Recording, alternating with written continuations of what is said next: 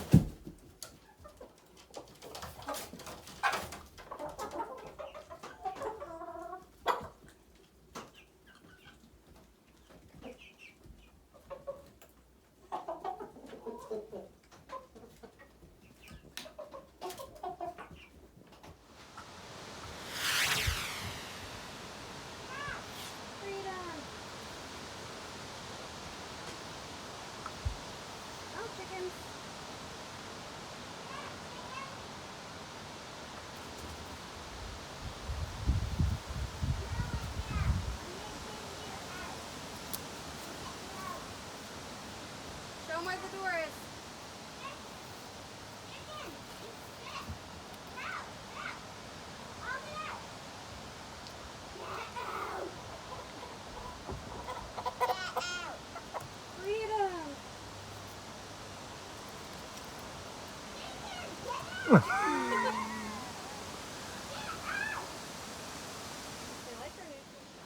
Here we go. We just finished up the chicken run for the new chicken coop.